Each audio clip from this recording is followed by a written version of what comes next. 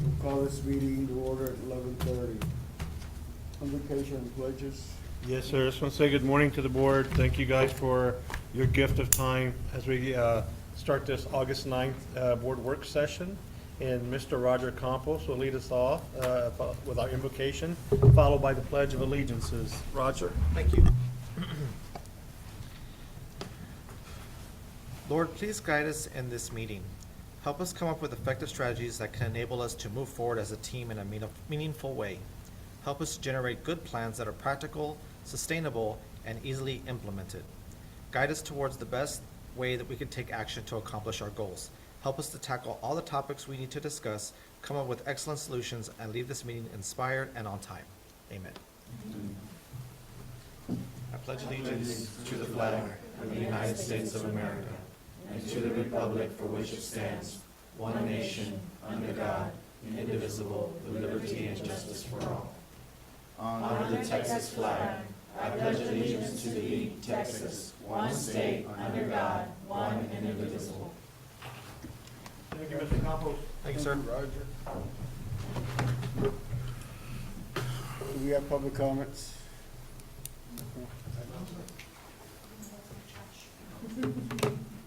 Okay, first action item we have today is consider nominating a delegate and alternate for the Texas Association of School Boards. Interest? So we know last year was Ms. Bernal, Flo Bernal was the delegate, and Ms. Bernal was the, what do you call it? The Alternate, delegate. yeah. I just came back from a TASB summer meeting, and I can tell you that the hot topic of the year will be whether or not to disassociate with NSBA. And so, They haven't made it with that said, they've made it tentatively fine, final. but a resolution has been put forward to where the whole delegate assembly will vote on whether to stay that way, follow the direction of the current TASB Board of Directors, or to not. I nominate Flo to be the delegate and Bernal to be, Pete to be the The alternate. alternate, sorry. Okay, we have a motion. I second. There's a second. You accept? I accept. You accept. Is there any other nominations? Hearing none, all in favor, please say aye. Aye. All opposed, same sign. Motion passes. Consider approval of executive search firm for the position of superintendent of schools. I have that here. As we know, our superintendent will be leaving at the end of the school year, 2022-2023. We will begin the process of searching and hiring our next leader over the next year. The best practice is to hire an outside entity to help the board through various steps and executive search process. TASB Executive Search Services has been successful across the state and within our own district. They are familiar with education landscape and have a dedicated team and will ensure success in finding the next executive leader for Southwest ISD. TASB has helped fill over 100 superintendent positions, with over 90% of the leaders placed in the past 3 years still in their positions.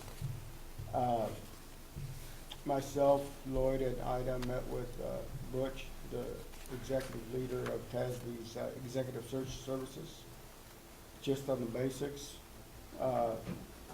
They have, and then this summer meeting, I also found out they have currently joined, or I should say Thompson, which is probably second to them in search services, has now teamed up with TASB, so they've become even bigger and greater. I was really shocked when I heard their price. It's under $10,000.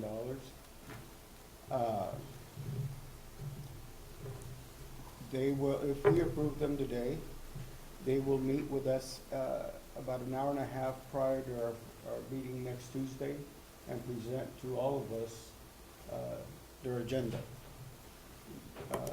their timeline. At that time, we will be able to pose questions to them and help with the process. We will become a team, okay, with TASB Executive Search Services. At this time, I, as board president, will recommend TASB Executive Search Services as our search team, as our search leader for this next search. I make a motion that we approve the president's recommendation on the TASB being the search firm. I second. We have a motion second. At this time, I will entertain any questions. I have a question. So what exactly did the meeting with them entail? What questions were asked and what were their answers? Pretty much just what I just read, how many searches they had going on. Is this a search they could take on? What the timeline would be, when we would have to set the wheel in motion. Very basic questions, what their success has been. And that's where I was really happy to hear that most of, they're about at 80% with those selected under their guidance. We're still, after 3 years, we're still in place. We didn't go deep into anything because that's for the whole board to do when they're here as a team. They're, whoever's going to work. I'm pretty sure Butch is going to lead, but he'll have at least one other person with him. And we'll leave that for that meeting. I have a question. Since we approve it, once we have the meeting with them, is it gonna entail all of us in conversation? Yeah. And there will be no decisions made, okay? And I'm gonna say this probably several times. There will be no decisions made. There will be no presentations made without the opportunity, and I say the opportunity because I know scheduling is gonna be crazy and there's gonna be times that one of us will not be there. It doesn't have to be a mandatory attendance for all 7, okay? We do have to have a quorum when we meet with them. Without all of us having the opportunity to be present, to hear them, to hear everyone else's questions, and to work on this for the following probably 6 to 8 months. Any other questions? Hearing none, I have a motion and a second. All in favor, please say aye. Aye. All opposed, same sign. Thank you, motion passes. And I look forward to that process as much as I don't look forward to someone leaving us. Okay, consider approval of a new fire alarm system for Sun Valley Elementary. Yes, sir. Brandon. As of last week, our fire alarm panel is no longer functional. The building and the panel was put in 06, and at this current time, we can't even find parts to fix the current panel. It is we deem a necessary purchase at this point because school's starting. Part of our ask today is to replace the panel, which is going to be over $50,000. We're also asking the board to grant us permission to circumvent the procurement process. It is allowable by the education code when you have any kind of equipment failure that may be a safety issue, which this would be. From the start of school of not having a fire alarm in place, but everybody understands the chain disruptions that are going on, and so we've worked with a group to have them basically expedite the process. So we're asking the board to approve not only the purchase, but approve us invoking Education Code 4431, Section H, so that we can move forward and make this purchase, even though it's going to be $50,000. At the same time, this is an unforeseen purchase. We're going to be coming back to the next board meeting as a fund balance item, because we're at the end of the school year, very limited funds to make this purchase, so we're going to come back at the next board meeting, the budget amendment, to add these funds into the budget to make purchases. I move. I second. We have a motion and a second, the board approve the district's request to invoke TEC 44.031, Section H, and award a contract to Fire Alarm Control Systems to install a new fire alarm system at Sun Valley Elementary for the amount of $52,275. Any questions? Hearing none, all in favor say aye. Aye. All opposed, same sign. Motion passes. Thank you, Brian. Okay, items of information. Safe Schools presentation. Yes, sir. And we all know the importance of making sure that we keep our safe school mentality in continuous improvement mode, and we're always looking for opportunities. And there are some requirements we have to comply with before the start of school day, and we'll go through that information.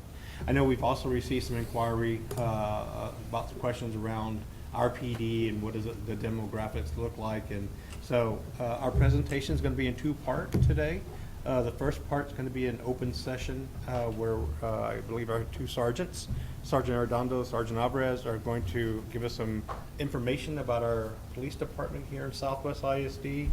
And then ask the board if we can wait for the second part to be in closed session, because we're actually going to go through some of our audits and some of our safety protocols that we don't want to be in the public domain, but we think is important for the board to know, and that's allowable under the Open Meetings Act to do that in closed session. And so our first part, I'll introduce our two sergeants who are going to do our first part, and when we go to closed session, at any time you want to go to close, Mr. President, we'll have Mr. Figueroa, our Executive Director for Safe Schools, come in and do the second part of our presentation.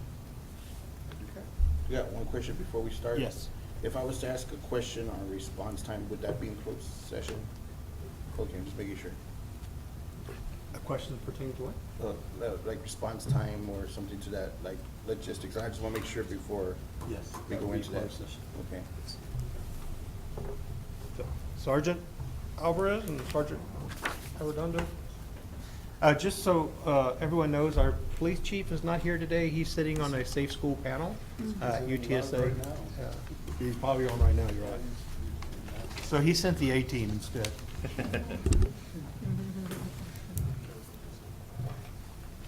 Good afternoon, Mr. Board President, honorable board members, Dr. Verstuff, and distinguished guests. Today I want to present to you just a quick overview of our department, our staffing, and I'll take any questions after that. Roger, if you can go to the next slide, please. So you also have a hard copy in front of you that I provided. Total number of police officers we have in our police department right now are 17 officers. We just recently hired our last new hire, so that brings the department to 40 staff for right now. And we also have one of our security officers and one telecommunicator, which is also a dispatcher. At this moment, we have 6 out of our 17 officers. We have 6 females that are employed as sworn officers. I believe I did a little research. SAPD roughly has about 12% of their police department that are sworn female officers. The state of Texas is about 11.5% of sworn peace officers. So I think it's noteworthy that Southwest ISD Police Department has a roughly about a 35% staffing of women that are sworn peace officers. And with that, I would like to introduce Sergeant Arredondo. She will be, she is our newly hired supervisor. She will be over our programs and over B-Ship Patrol. And again, I'd like for her to stand and be recognized, which she already is.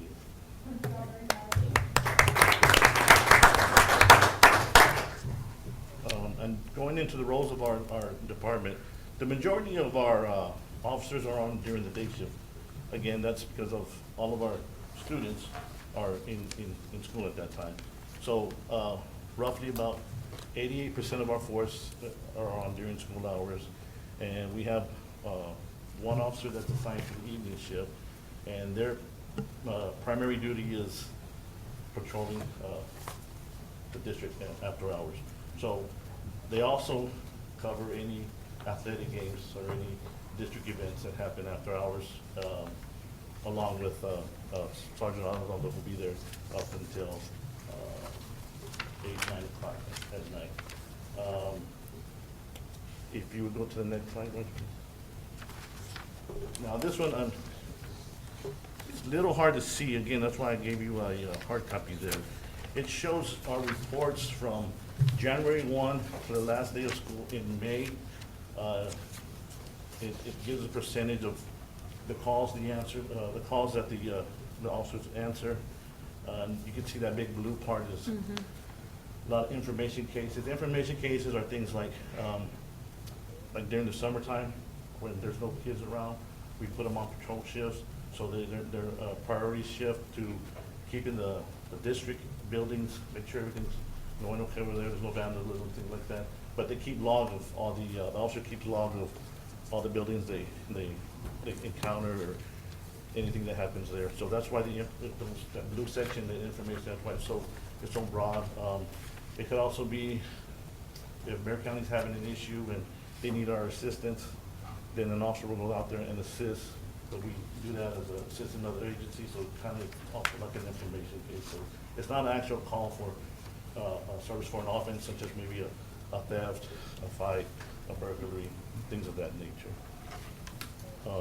Again, I know this is just a couple of slides. It's pretty brief. Sergeant Alvarez, I'm sorry to interrupt. No, go ahead, ma'am. The total 870, I don't know if I just didn't catch it. What was the date for these reports? I pulled the numbers from January 1 through the last day of school. Okay. Is it safe to say during a normal school year that just double that number? Yes, sir. Yes, sir.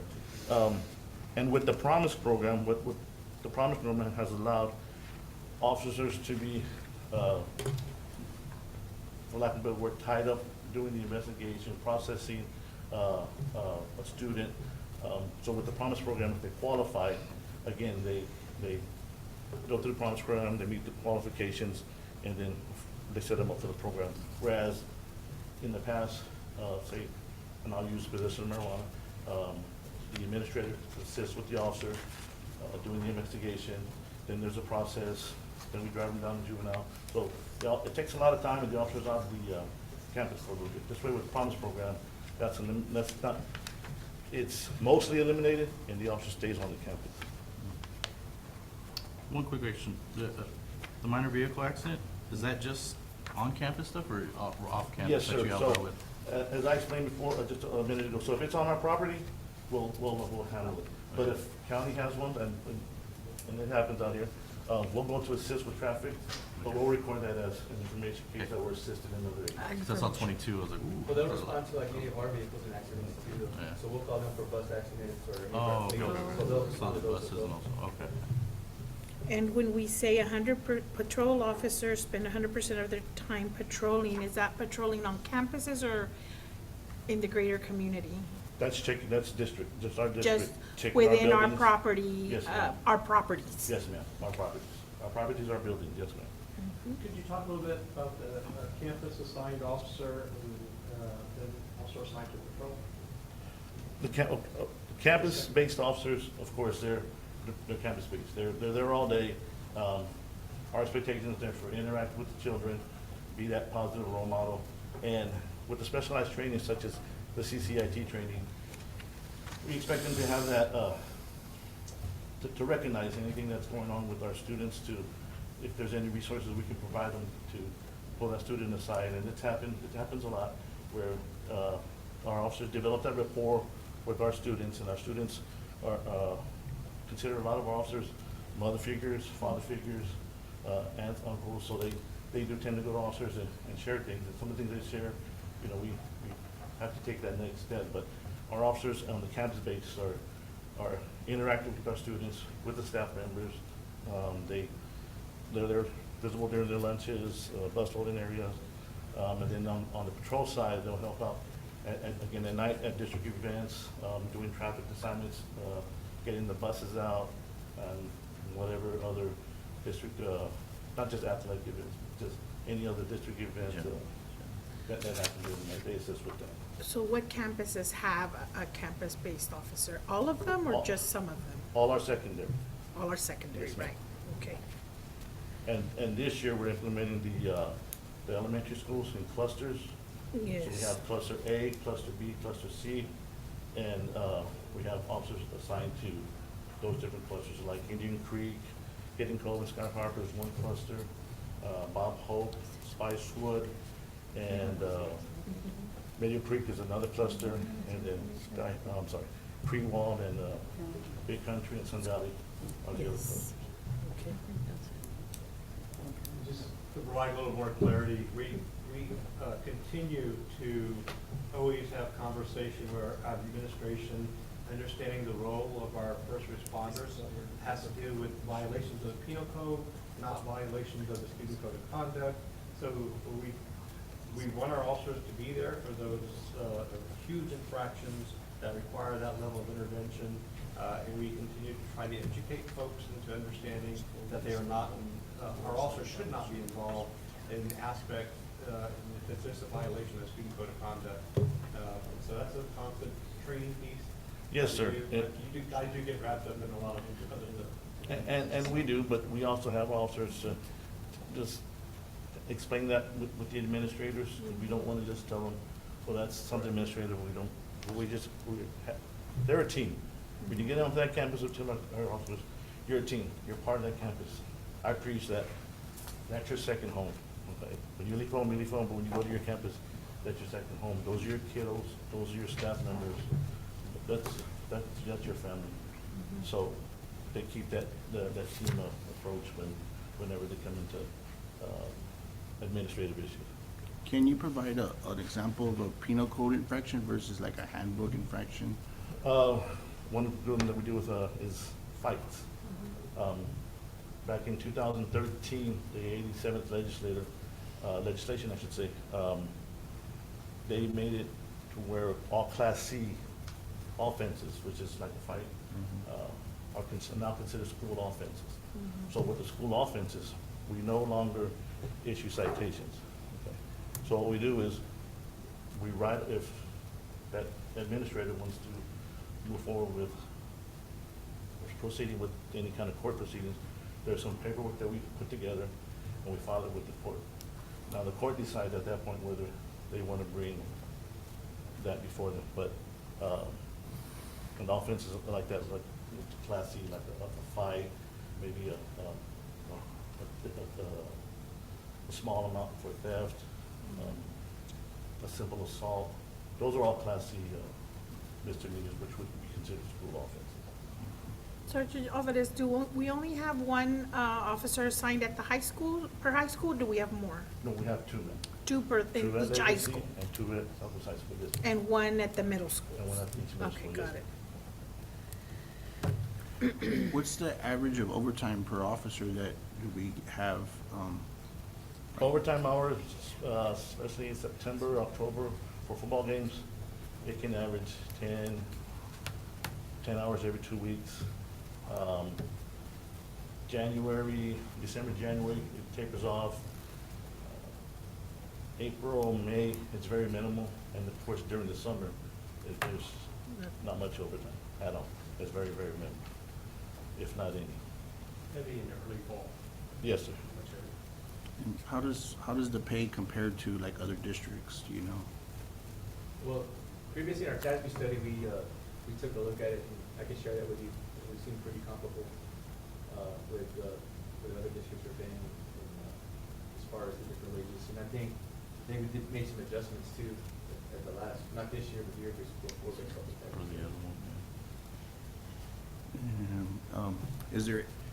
Are there any, how does the vacations like work in the essence of us, like say when school ends and going into the a regular season? Are they allotted during the season, like during the school season, or they mostly take them during the summer? Officer vacations? Yes. Yes, sir. It's mostly during the summer or during the Thanksgiving break, Christmas breaks. It's also during those times where we do training. So we make sure that if they're gonna take a vacation, that we try to make sure we work in the training, whatever training we're doing, and then we go ahead and look at the vacation and approve it at that time. But yes, the time period is summer and when school's not in session. And then when you say, like say the special circumstances where we have Christmas and New Year's and y'all are still working, are those rotated into effect for other officers or lower ranking officers? Well, we rotate. No, what we do is we rotate. Like in June, when there's summer school, we'll still have a good amount of officers during the day shift for the summer school sites. But after summer school ends, then we move officers to different shifts. And yes, they do rotate. Okay, this time, being that our two sergeants are part of our closed session, and we need to have lunch, I think I'm gonna call a closed session at this time, and we'll go and have lunch, and that way they can go on patrolling. Yes, I sir. just want to make Ms. Opie a comment, that they may vacate. We have a really proactive police department here, just high-quality folks, and they really get into their training. But they're also in the classroom reading books to our children, making those connections about seeing our officers in uniform. The Promise Program, Chief presented that when we were in Northeast to a lot of our state leaders, and they're like just completely impressed with that second chance opportunity. That's a 6-week course, involves their families and the students. And so that's going to get a lot of attention because I think they want to take that idea now and expand it even further, help more youth and families have that second opportunity. I just want to commend our OPD. They're incredible people doing incredible work. And they do a great job. I just want to say a couple more about the officers that serve the district. We actually have about 5 officers who are not just police officers, they're community members, they have children that come to our schools, so they're really, really invested. So are the other ones, but they take that personal ownership as well as the others do too. And we also have 2 officers that are graduates of Southwest High School. So I think that's pretty unique for school district ISD. So we're very proud of that. And Sergeant Arredondo would like to say a few words with that.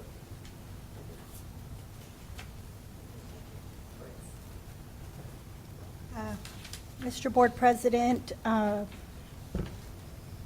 this honorable board members, Superintendent Dr. Versteff, and distinguished guests, I just wanted to take an opportunity while I was here to say thank you all for welcoming me here to Southwest ISD Police Department. Just so y'all know a little bit about me is I have 12 years of law enforcement experience. 8 years being at a school district and a Trinity University as well. I've also been a teacher in the classroom for 6 years, teaching criminal justice. So when I made the decision after the Uvalde tragedy to go back into law enforcement full-time, I always knew I would. And I also knew I would go to work for my mentor, Chief Palomo. And I don't take it lightly taking this position. I've been very impressed the 1 week I've been here. The best officers, trained, eager, ready to work. I'm that worker bee. I am that worker bee, and to have these officers who are now the worker bees, and I just help support them in their home life and here at work, to not call in, to be here, and to be ready and prepared to work. One more thing I wanted to say, just to kind of give you all structure. Not only are there, like Sergeant Alvarez said, and Superintendent Dr. Versteff said, how we have officers at the, do I need to stop? No, it's just At the middle school and high schools. Yes, our high schools have 2, and our middle schools have one, and then we have our rotator patrol that are covering 3 elementary schools. They're well equipped to handle anything that may come our way. And I want to be able to say that to our parents and our teachers and our students, and I'm confident in that. I really, really am. I'm currently recruiting for our police department because we were approved for positions. And when I go and try to recruit, I give them my word. You are coming to the best school district police department in San Antonio with the best leadership.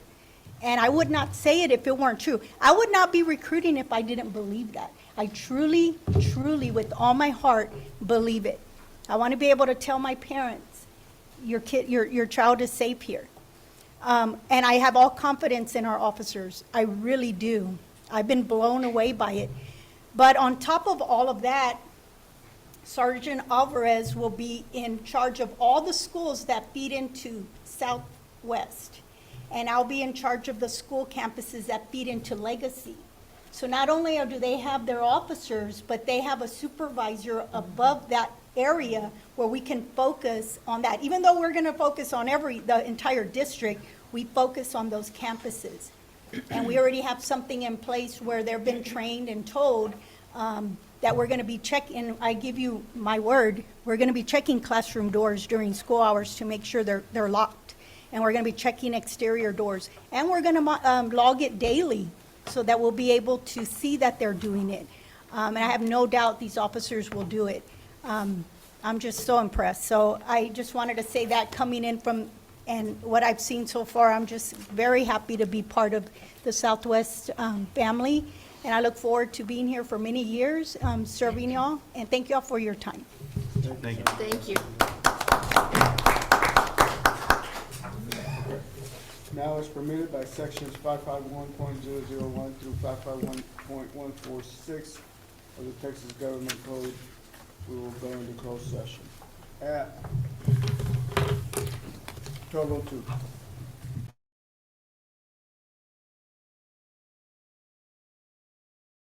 At 12:56, and because we've gone over time a little bit, we're going to push budget workshop item of information to Tuesday night. Correct, Brandon? Yes, sir. So Brandon can continue leading. And we're going to go on to Future Leader Institute. Yes, sir. We have Dr. Francis here. Go ahead. I was gonna introduce him.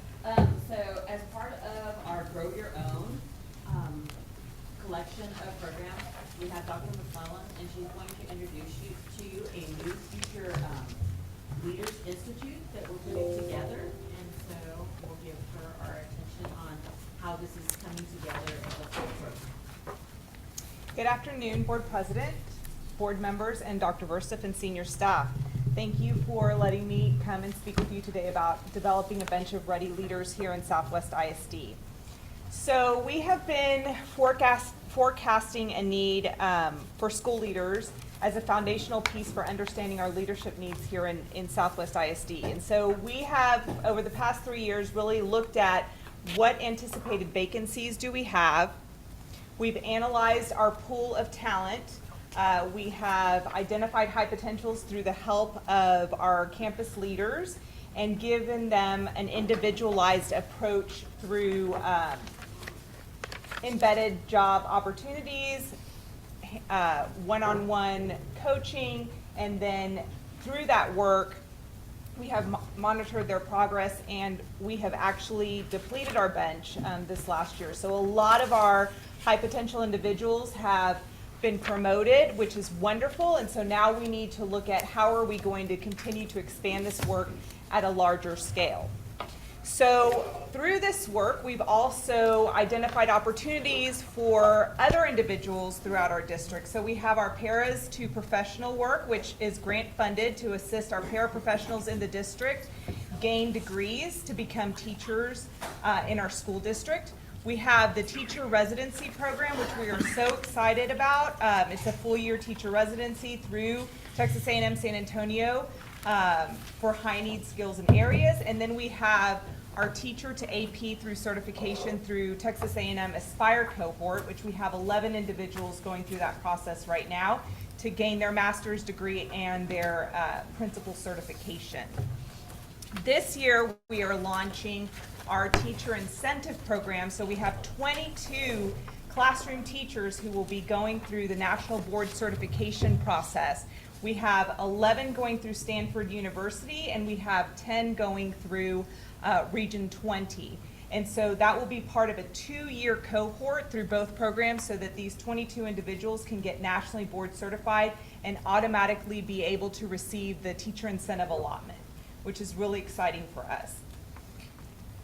We are also launching Future Leaders Institute, and so this program really is to start to build our bench of leaders as well. So we have the paras to teacher pathway, we have the teacher to teacher leader pathway, we have the teacher to assistant principal pathway, and then we have the assistant principal to principal pathway. So through this work, this is our Future Leaders Institute, the FLY program. And what we've done is we've based this program on our leadership commitments of growth, service, and results. And so we will be launching this program now in August, and it's for individuals who are interested in becoming teacher leaders, assistant principals, and principals in our system. Our priorities are grounded through our leadership commitments, and our inner core is in service of our outer core. And so we believe that excellent and equitable outcomes for every student is what is the core of the work that we do. And so these 4 areas are the 4 areas that we're going to address through our curriculum. The first year will focus on effective teams and personal leadership, with year 2 focusing on aligned systems and structures and change leadership. We will launch this selection process on August 15th, and so we will launch it district-wide for individuals who are interested in applying, and then we'll also be talking with principals about their recommendations based on the individuals on their campus who are wanting to apply for this program. The application submission deadline is the 26th of August. We'll review those applications as a core panel with principal supervisors on August 29th, and then applicants will be notified in September. Are there any questions? I got 2 questions. Sure. Related to teachers, vice principals, probably a whole, like the way y'all have it set up to where it's, because what I have talked about was with being a vice principal, say at an elementary, then moving up to a principal level at a, as an elementary, and then moving from a, where is the case scenario to where if you move from a vice principal to a principal at a middle school, even though it's different, is there a structure to where we're gauging them to move into sort of like lateral and then moving up vertical? So I mean, you know how like I want to make sure that everybody's getting a chance to go lateral first to make sure that they're getting the aspects of all the elementary elements, and then when they go to a higher paying, which I think it would be higher paying going into middle school, you go in vertical. So I see the concepts here are mostly like vertical, and I ain't seen no lateral. I'm just asking. Okay. So the majority of the time, whenever those decisions are made, it goes by experience. So I don't think we've ever recommended anybody into a promotion where they've not had an experience either as a teacher, a leader, or an AP somewhere to move up. For example, we've never put an elementary principal right over at the high school to take over that. You need some high school experience. Not that we wouldn't consider it based on experience, but that's not what we have. What we do have in place for every principal, and we started this past year, was onboarding. So we have an AP onboarding and a principal onboarding that's actually been created. We started working on how they would be specifically coached their first year, kind of like an executive coach for all principals, because they all come in with different skill base, and they all come in with different needs based on the campus in which they're servicing. So we come in with an onboarding plan, and then the JOS that's in charge of onboarding that person works with them specifically on the traits of that school. So last year, when Cass came in and we lost the DOS, I took over that aspect and made sure that we always had some type of onboarding for anybody that's new to ensure that they have what they need to be successful on their campus. And so we will continue the onboarding process, and we can actually bring that later on so you can see what some of them are, and we can get some feedback from some people about our onboarding. It was piloted last year, Leslie did a great job. We have it in full mode. We have a lot of new administrators, all across the board, from APs to principals. So we wanted to, including building a new bench and really making sure we're ready for the next 5 years, the next 10 years. We wanted to make sure the people that we put in there are successful in what they do, so we get to keep them. The more experiences they have here with us and the more support they feel, the longer longevity they'll have and the more success our students will feel. Yeah, I just want to say it's very, very refreshing to see our people being promoted, you know, with going through this program, having the opportunity to stay instead of having to leave to go get a vice principal or a principal position. And they're just so much more vested in our community. They're from here, right? And so they have more just community ties, and, you know, and they're just as deserving as somebody that's applying from the outside. And, I mean, I like that we're hiring our own people, but that they're very qualified hires, right? We're not just hiring because they're from here. It's because they can compete now with what's coming in from the outside. And, I mean, we asked for that years ago, and it's nice to see that that has been developed over the years, and we really appreciate your hard work. Talent It's management awesome. is a great Yeah. department to add, Yeah. because everybody's doing it grow your own, but Mhm. now we really have somebody who listens to what do you need. So you need onboarding, we'll create that. for you. Yeah. So, very much listening, having the principal's ear on. Yeah, I think it's just really great. Thank you. Any other questions? Thank you so much. Thank you so much. Okay, now we'll go on to item 8, superintendent's recommendation on personnel administrator appointment. I move that we approve the superintendent's recommendation I on second. personnel. We have a motion, a second. All in favor, please say aye. Aye. All opposed? Motion passes. Here, one more thing, Dr. Lloyd? Yes, sir. It seems to be a really busy remainder of the week. We have, tomorrow we have our Team of 8 training, 5:30 to 8:30. That takes place here in the boardroom. Thursday, we have our ribbon cutting. We'd like to invite our trustees who can make it to the new teacher luncheon at McNair, starting at 11:30 a.m., where we get to introduce our trustees to the teachers, new teachers to education in Southwest and those new to Southwest. Friday is every teacher's first day back in Southwest, and so you'll start to see a lot of vehicles in the parking lots around. On the 13th, which is Saturday, there is a back-to-school fair taking place at McCullough from 10 a.m. to 2 p.m., where I'm sure you'll see some of the aspects that they have access to. And then on August 17th, after a full week of PD, campus-wide and district-wide, and the workday on the 17th, which is the Wednesday, a week from tomorrow, we will do our convocation starting at 8:30 at Southwest High School Mall, and look forward to that. It's getting exciting because the start of the school year is right around the corner. So, Convocation. I don't know if I'll be able to go. Okay, we good? Meeting adjourned, 1:09.